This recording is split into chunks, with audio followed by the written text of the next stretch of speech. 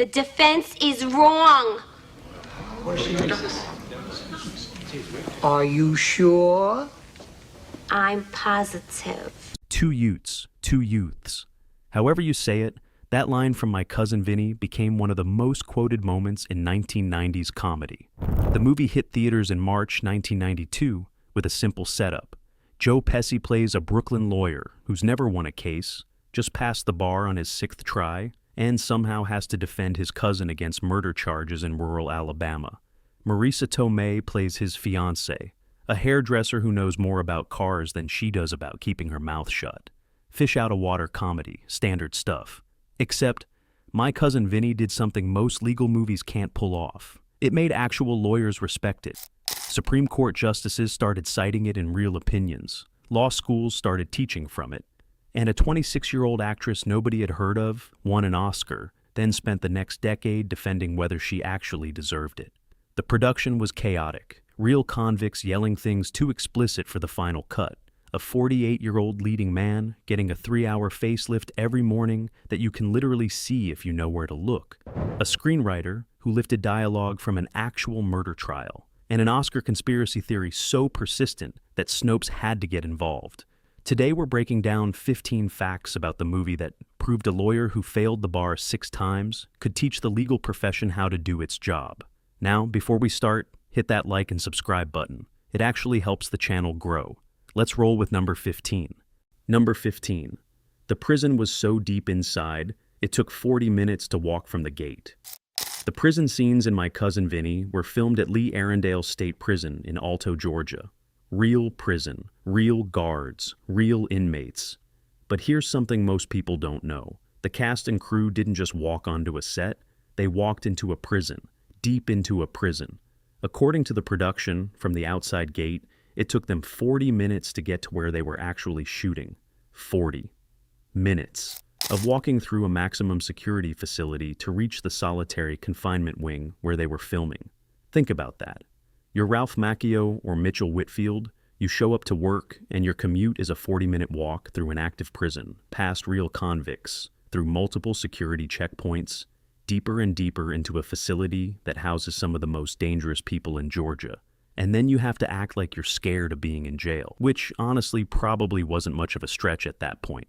Director Jonathan Lynn said on the DVD commentary that filming there was terrifying. The prison had a death row right next to where they were shooting. They had armed guards with them at all times, and the whole crew was pretty freaked out the entire time. But they got authentic prison footage out of it, the most realistic jail scenes in comedy history, because they literally just filmed in an actual prison, 40 minutes deep, surrounded by real danger. Number 14. Fox approved a Bollywood remake, then sued them for $200,000. In the late 1990s, an Indian production company decided to remake My Cousin Vinny for Bollywood. They called it Banda Ye Bindas Hai, which translates to This Guy is Fearless. Fish out of water lawyer comedy, transplanted to India. Makes sense. Here's where it gets weird. Fox approved the remake, the studio said yes. Go ahead, make your Bollywood version. Then, Fox sued them. According to production records, even though the remake was approved by the studio, 20th Century Fox filed a lawsuit against the Indian production company anyway. And they settled for $200,000. Let that sink in. Fox gave permission. The Indian filmmakers made the movie thinking they were in the clear. Then Fox turned around and sued them for doing exactly what Fox had approved them to do. The reasons aren't entirely clear. Maybe there were licensing issues that got messy. Maybe Fox changed its mind. Maybe lawyers got involved and decided there was money to be made. Who knows? But the result is peak Hollywood absurdity. Approve a project. Let them make it. Sue them after it's done. Settle for 6 figures. Everyone walks away confused. The Bollywood version exists, by the way. You can find it if you look hard enough. It's apparently not great. Number 13. Pesci sang with Tomei. Between takes and basically became her on-set dad. Joe Pesci has a reputation. The guy who played Tommy DeVito in Goodfellas. The psycho who'd beat you to death over a joke. The guy who bit 9-year-old Macaulay Culkin during Home Alone rehearsals. Tough, intense, scary. On the set of My Cousin Vinny, he was apparently a sweetheart. Marisa Tomei has said it repeatedly in interviews. Pesci took care of her. This was only her second film. her first real location shoot, and she was nervous. Pesci noticed. And according to Tomei at a 2024 Fan Expo panel, he comes off like such a tough guy, but he's really a very caring person. So he really looked after me. Bruce McGill, who played the sheriff, put it even more bluntly in the Rolling Stone oral history. It was a Svengali relationship. He, at the time, felt responsible for how good she was, and not without reason. Between takes, Pesci would pull out his guitar, and they'd sing together. Tomei confirmed he has a beautiful singing voice, which tracks.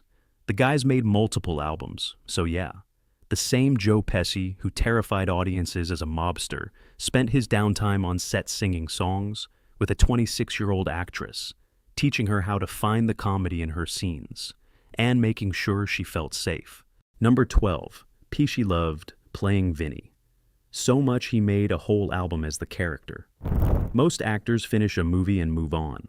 Joe Pesci finished My Cousin Vinny and apparently thought, you know what this character needs? A music career. In 1998, 6 years after the movie came out, Pesci released an album called Vincent LaGuardia Gambini Sings Just For You. Full album, as Vinny, the character from the movie, singing. The album includes a song literally called Yo Cousin Vinny.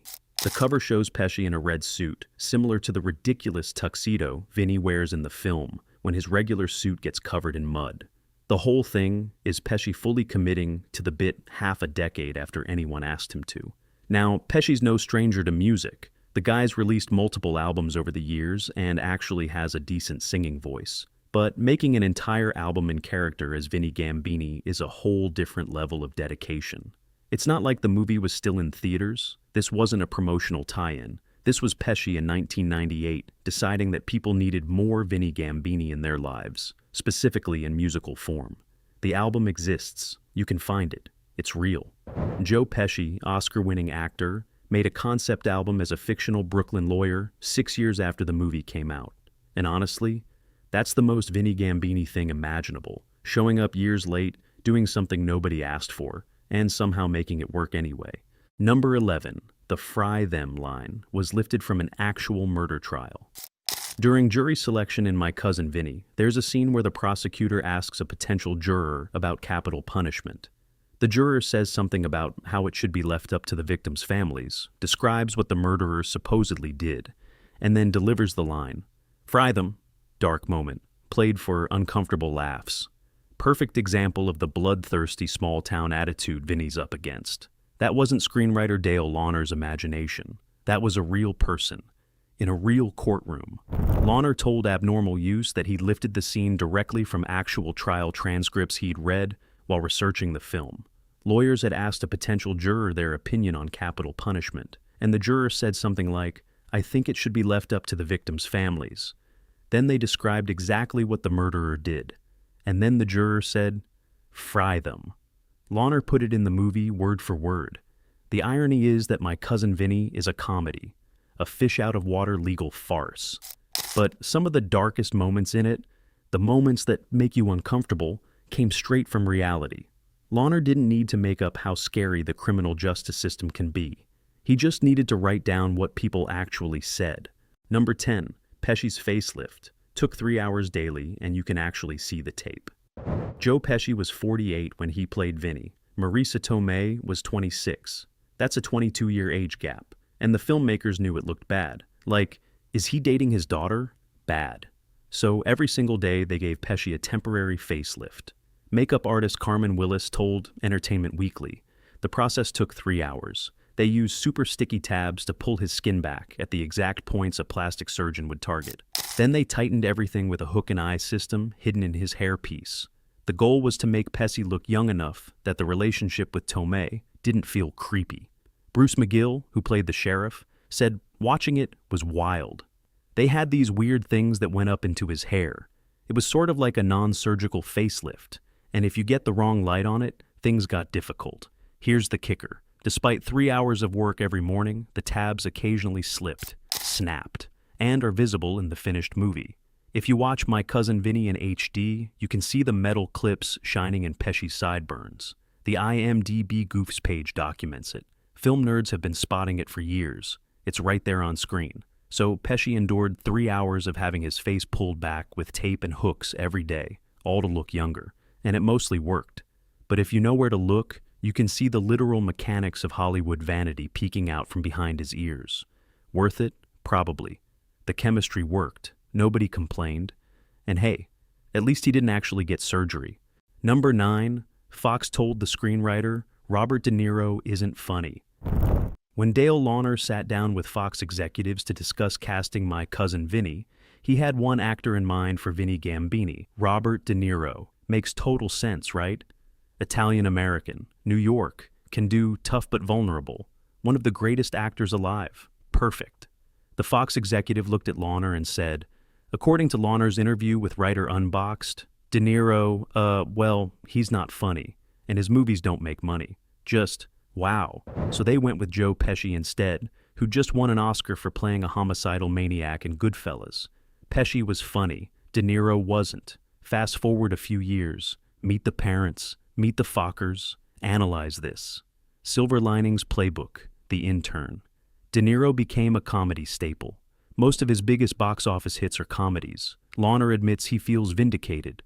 Now, the only movies De Niro acts in that make money, comedies. So, I feel vindicated. Somewhere, that Fox executive is watching Robert De Niro make $200 million in a Nancy Meyers movie, cracking jokes about reading circles and thinking, actually, probably nothing. Studio executives rarely admit mistakes.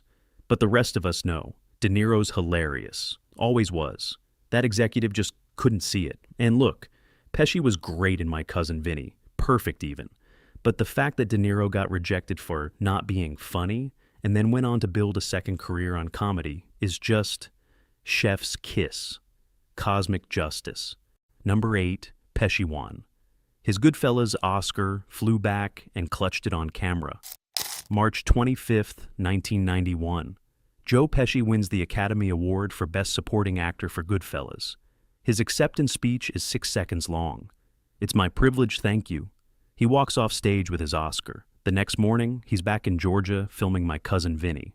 And according to director Jonathan Lynn's DVD commentary, when they shot the first take that day, the prison riot scene where Vinny finally gets a decent night's sleep in a jail cell, Pesci was lying there clutching his Oscar in his arms. Lynn thought it was hilarious. They sent the footage to the studio as the dailies, just Joe Pesci, fresh off winning Hollywood's most prestigious award for terrifying people as a psychotic mobster, lying in a fake jail cell, holding his golden statue while pretending to be a bumbling lawyer. The entire cast had watched Pesci win the night before. Ralph Macchio said they all huddled around a TV, cheering. Producer Paul Schiff said there's nothing better as a producer than having your lead actor come back to set with an Oscar. The energy on set was electric. So Pesci went from the Dolby Theater stage to a Georgia soundstage in less than 24 hours. Still riding high, still processing. And he channeled it into playing a guy whose biggest accomplishment is not getting held in contempt of court for the 3rd time. The contrast is perfect. Oscar winner for being the scariest guy on screen, returns immediately to play the least scary guy imaginable, and nails both. Number 7, Real Prisoners, yelled unrepeatable things at the actors.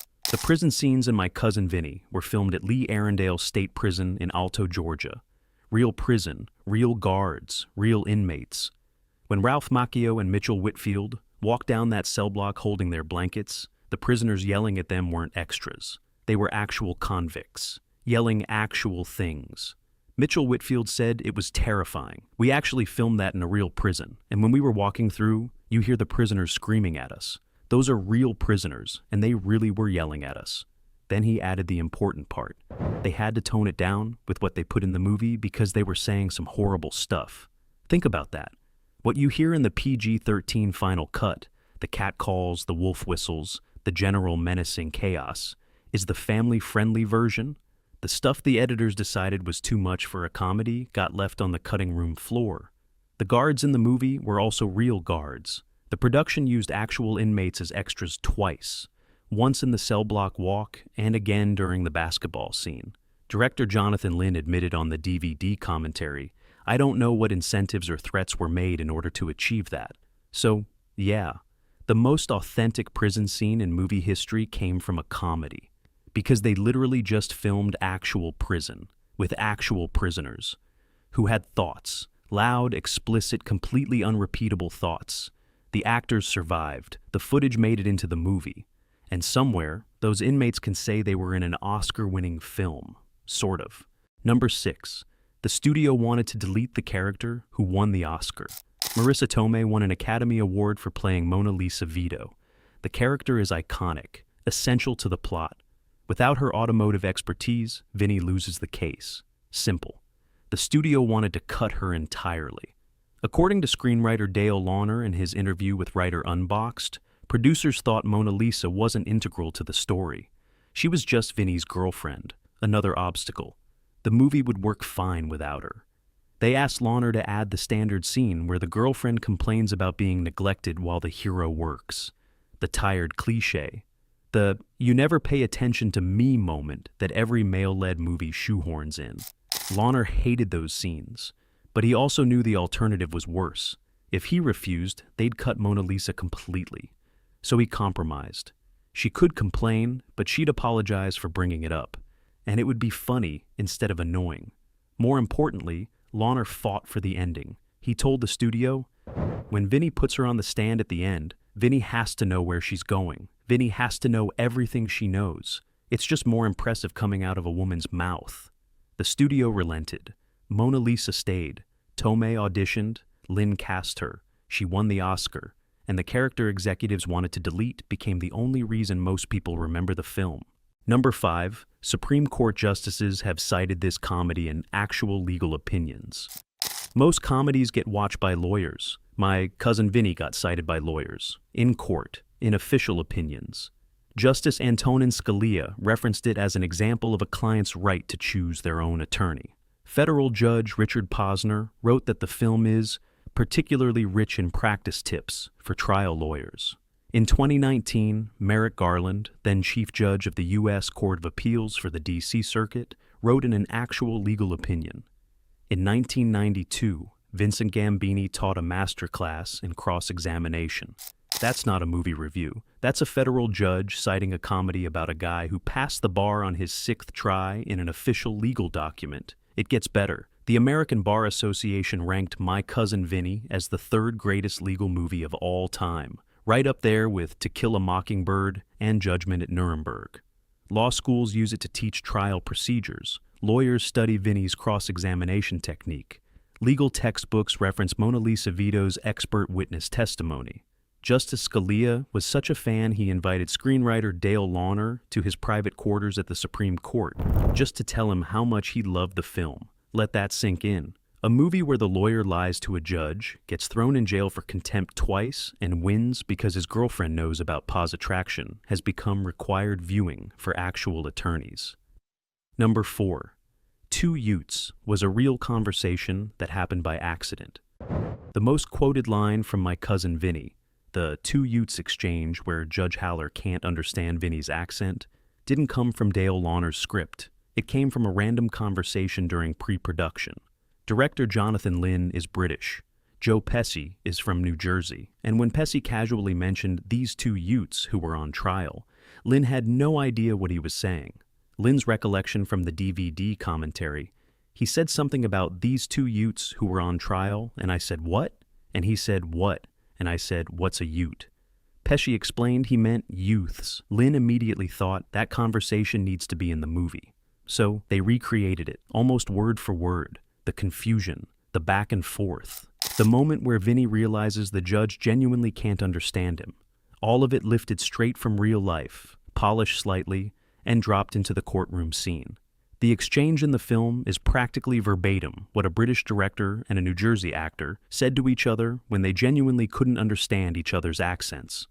And it became the most memorable moment in the movie. People still yell, "What's a Ute?" at Joe Pesci in public 30 years later. So Pesci's getting recognized for a line he basically improvised while chatting with his. Number 3, the whole movie was inspired by a guy who failed the bar exam 13 times. Dale Launer came up with My Cousin Vinny in the early 1970s after one conversation in a bar. He met a law student waiting for bar exam results. Launer asked, "What happens if you fail?" The guy said you should take it again. Lawner asked what happens if you fail again. Same answer. Take it again. Lawner pushed, what's the most time somebody has taken and failed and finally passed? The guy said, 13 times. 13 times. To pass the bar exam. Lawner couldn't stop thinking about it. Somewhere out there, a lawyer who'd failed the bar 13 times was practicing law, representing clients, going to court. And Lawner thought, how would you feel if you got arrested for murder and that person was your lawyer? That thought became My Cousin Vinny. Lawner dialed it back to 6 attempts for the movie because even he thought 13 was too absurd to be believable. But the core concept, the worst possible lawyer defending you in the worst possible situation, came from that bar conversation. The irony? A movie inspired by a lawyer who barely passed the bar became one of the most legally accurate films ever made. Director Jonathan Lynn had a law degree from Cambridge and obsessed over getting every procedural detail correct. So, somewhere, that lawyer who took the bar 13 times accidentally inspired a movie that actual lawyers now cite in court. Number 2, Tomei had to film her Oscar scene. Twice, the second time backwards. The courtroom testimony scene. The one where Mona Lisa Vito schools everyone about P's attraction and independent rear suspension. The scene that won Marisa Tomei an Oscar. She filmed it twice. And the second time, she had to do everything backwards. According to Tomei at Fan Expo Philly, something went wrong with the eyeline in the original footage, not the film itself, where she was looking during her testimony, technical problem. But it meant they had to reshoot the entire sequence. With one nightmare complication, her dialogue cues needed to be reversed. Every time she'd said left in the first take, she now had to say right. Every time she'd said right, she had to say left. All while maintaining the exact same energy, timing, and performance. Tomei broke down. I cried. I was definitely very upset. I thought I was done. It was scary to make that transposition really fast. So, the most effortless-looking scene in the movie, the one that feels like she nailed it in one take, was actually filmed twice. Once normally. Once with Tomei doing mental gymnastics to reverse all her spatial directions, while staying in character and not falling apart. The scene that won her an Oscar. The scene lawyers cite as perfect expert testimony. The scene everyone remembers. She did it, nailed it, then immediately had to do it again. And the final version in the film looks seamless, like she just showed up, delivered, and walked away. That's called being a professional. Number 1, Tomei's Oscar win sparked a conspiracy theory that lasted decades. Marisa Tomei won Best Supporting Actress at the 1993 Academy Awards for My Cousin Vinny. She was 28, relatively unknown, in a comedy up against Vanessa Redgrave and Joan Plowright in serious dramas. When Jack Palance announced her name, rumors started immediately. He read the wrong name. He was drunk. He couldn't see the card. The real winner was Vanessa Redgrave, but Palance messed up, and the Academy just rolled with it to avoid embarrassment. The conspiracy got big enough that major publications treated it as a possible fact. A 1995 Flint Journal article called her "Win a Gaffe" and one of the worst Oscars moments. Film critic Rex Reed claimed there was a massive cover-up. Tomei told interviewers she was crushed. I thought the fact that I was a surprise win was a good thing, an exciting thing. I felt I had a lot to prove because there's people out there that think I don't deserve it. In 1994, she hosted Saturday Night Live. The main joke in her monologue addressed the rumor directly. Because she had to. It wouldn't go away. Snopes eventually debunked the whole thing. Pricewaterhouse accountants were in the wings ready to correct mistakes.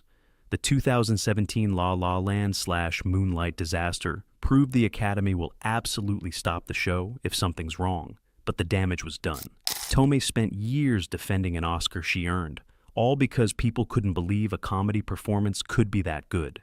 Turns out it could, and she proved it, over and over, and there you have it.